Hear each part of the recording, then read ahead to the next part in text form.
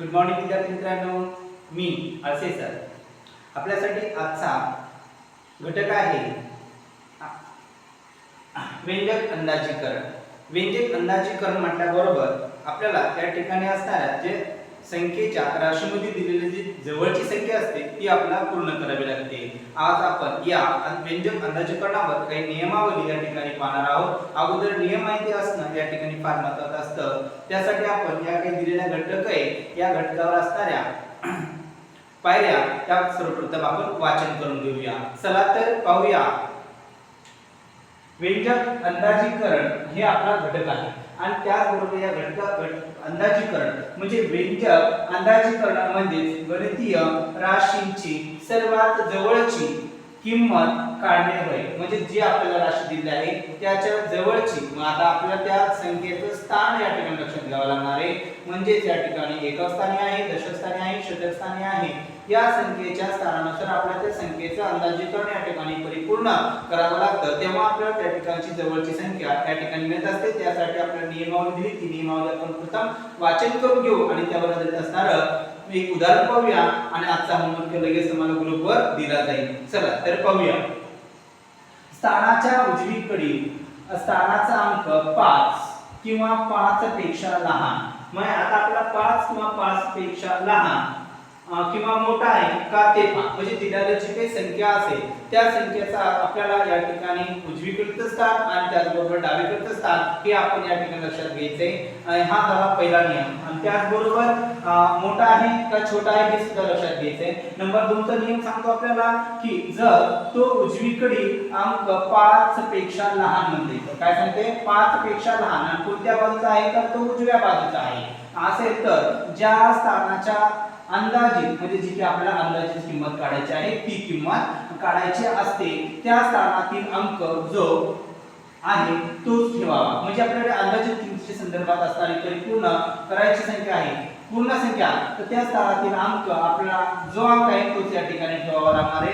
हे आपल्याला नियम सांगतो. दुसरा आणि तिसरा नियम आहे जर तो उजवीकडील अंक 5 किंवा 5 पेक्षा मोठा. बघा आता या ठिकाणी असणारा या दोन्ही संदर्भात आपण समजून घेऊया. 5 किंवा 5 पेक्षा मोठा असेल तर मात्र ज्या स्थानाची अंदाजित किंमत म्हणजे आपल्याला ज्या अंक दिला आहे समजा उदाहरणार्थ आपल्याला दशक स्थानाचा अंक दिला असेल तर त्याच अंकाची म्हणजे त्याच स्थानाची त्याच जागेची मग आपला अंदाजित किंमत या ठिकाणी काढायची आहे आणि त्या अंकामध्ये या ठिकाणी 1 मिळवायचा. मग आता आपल्याला 1 केव्हा मिळवायचा आहे जेव्हा या ठिकाणी उजव्या बाजूचा अंक या ठिकाणी मोठा आहे आणि डाव्या बाजूचा अंक छोटा आहे आणि 3 अंकी संख्या असेल आणि मधली जर संख्या विचारली असेल तर तेव्हा आपल्याला या ठिकाणी त्या जी दशक स्थानाची संख्या आहे मध्यभागी दिलेली त्यामध्ये आपल्याला 1 मिळवायचा. अशाच प्रकारचे उदाहरण आपण लगेच पाहणार आहोत. सर्वांनी चौथा नियम समजून घेऊया. तर त्यानंतर त्याच्याकडील अंक जशास तसा या ठिकाणी लिहावा. उजवीकडील अंक जो आहे त्या अंकाऐवजी आपल्याला या ठिकाणी काय करायचा आहे 0. मग तो अंक उजवीकडे म्हणल्याबरोबर एकक स्थानाचा अंक असणार आहे किंवा दशक स्थानाचा अंक असणार आहे. कोणत्याही स्थानाचा अंकामध्ये आपल्याला त्या ठिकाणच्या स्थानामध्ये परिपूर्ण करण्यासाठी आपल्याला काय वापरायचं आहे तर 0 वापरायचा आहे. चला तर आता आपण लगेच या ठिकाणी उत्तर पाहूया. आजचा पाठ आहे या ठिकाणी व्यंजक अंदाजीकरण. हा एक प्रश्न या ठिकाणी येऊ शकतो नवोदयला आणि स्कॉलरशिपला सुद्धा येणार आहे. तर हा घटक अतिशय महत्त्वाचा आहे. त्यासाठी दिलेला सर्व विद्यार्थ्यांनी सराव करावा यासाठी असा व्हिडिओ आहे. तर पाहूया उदाहरण. 527 ही संख्या जवळच्या दशकामध्ये या ठिकाणी कशी लिहा. आता आपल्याला या ठिकाणी लिहून दाखवायची की कशी लिहायची पण ते कोणत्या स्थानामध्ये सांगितले आपल्याला या ठिकाणी दशक स्थानामध्ये. दशक स्थानामध्ये विचारल्याबरोबर अगोदर आपण हीच नियमावली पाहिली आणि ही नियमावली पाहिल्याबरोबर आता आपण सर्वप्रथम या ठिकाणी संख्या जशा पायऱ्या वाचल्या तशाच या ठिकाणी पाहून घेऊया. 527 हा आपल्याला या ठिकाणी संख्या दिली आहे किंवा राशी दिली आहे. या राशीतील असणाऱ्या आपल्याला दशक स्थानामध्ये एकक दशक स्थानामध्ये आपल्याला या ठिकाणी 2 हा या ठिकाणी क्रमांक मिळतो. आता सर्वप्रथम आपण बाजू घेऊ. ही म्हणजे उजवी बाजू म्हणजे उजवी आणि ही काय झाली तर डावी बाजू. मग आता डावी बाजू झाल्याबरोबर आता आपल्याला कोणापेक्षा कोण मोठा आहे या आताच नियम सांगितलं आपल्याला या ठिकाणी 5 किंवा 5 पेक्षा असणारी संख्यामध्ये आता आपण या ठिकाणी म्हणू शकतो की 5 7. आता 5 7 आता 5 पेक्षा 7 कशी आहे मोठी म्हणजे त्या ठिकाणी 7 हा 5 पेक्षा 7 मोठी संख्या आहे. तर मग आता आपल्याला सांगता येते की 5 ही 7 मोठी आहे. मग 5 कशामध्ये आहे तर आपल्या दिलेल्या संख्येमध्ये आता हा नियम लागू पडतो की आता मध्यंतर दिलेली संख्या आता आहे ही म्हणजे आपल्याला काय दशस्थानची दिलेली आहे. मग दशस्थानची दिलेल्या संख्येमध्ये आता आपल्याला काय करायचं की कोणता अंक मिळवायचा आहे की आपल्याला या ठिकाणी 5 पेक्षा 7 हा मोठा आहे म्हणजे या ठिकाणी दिलेल्या अंकामध्ये दशस्थानच्या अंकामध्ये आता आपल्याला 2 मध्ये या ठिकाणी 1 मिळवावा लागतो आपल्याला.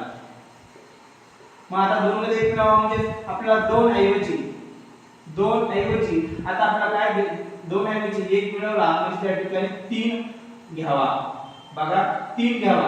मग आता 3 घ्यावा म्हणल्याबरोबर आता हा नियम तर परिपूर्ण झाला आहे की आपला दिला 1 मिळवला. मग 1 मिळवल्याच्या नंतर आपण त्या स्थानाच्या विचार क्रमांक होता दशस्थानचा म्हणजे आपल्याला या ठिकाणी 2 ऐवजी 3 मिळाला. 3 मिळाल्याबरोबर आता आपल्याला 5 अंक म्हणजे जो या ठिकाणी त्याच्या बाजूचा म्हणजे त्या ठिकाणी डाव्या बाजूचा अंक म्हणजे त्या ठिकाणी 5 हा अंक दशास तसा घ्यावा. म्हणजे 5 हा अंक दशाश तसा घ्यावा. मग आता आपण या ठिकाणी 5 अंक घेतला आपण. आता 5 अंक दशास तसा घेतला. त्याचबरोबर 2 आता 2 आहे. 2 ऐवजी आपण काय सांगितलं होतं 3. म्हणजे आपण काय घेतला 3. तर पुन्हा शेवटचा नियम काय सांगितला होता की त्यानंतर त्यांच्याकडे अंक दशात कसे द्यावे दिलेला या स्थान चांगला असता.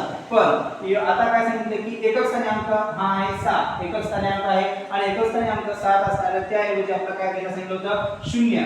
मग आता आपल्याला बघा ही संख्या म्हणजे आपल्याला काय सांगते बाळांनो 500 या ठिकाणी असणारी 27 ही संख्या आहे. 527 ही संख्या जवळच्या आपला विचार होता दशकामध्ये 530 मिळेल. मग आता आपल्याला अशा प्रकारचे उदाहरण या ठिकाणी आपल्याला सोडवायचे. आजचा या ठिकाणी तुम्हाला समजलं असेल. लगेच मला विचारा मी तुम्हाला आणखी व्हिडिओच्या माध्यमातून सांगण्याचा प्रयत्न करेल. आता दिवाळीच्या सुट्ट्याही संपत आल्या आहेत आणि घरी बसून जास्त अभ्यासही करायचा आहे आणि क्लासही आपले चालूच आहे. त्यासाठी आता आपल्याला हा अंदाजीकरणावर असणारा घटक अतिशय सोपा आहे आणि सोपा जेवढा भाग आहे तेवढाच भाग आपल्याला या ठिकाणी परीक्षेला कन्फ्यूज करणारा भाग असतो. त्यासाठी अशा छोट्या आणि मोठ्या असणाऱ्या घटकाकडे दुर्लक्ष न करता जास्तीत जास्त सराव करायचा आहे. ओके, धन्यवाद. आणि यावर उदाहरण दिले जातील ती संपूर्ण उदाहरणं या ठिकाणी तुम्ही सोडवा. आजचा व्हिडिओ या ठिकाणी तुम्हाला आवडल्यास लाईक आणि सबस्क्राइब करायला विसरू नका. ओके.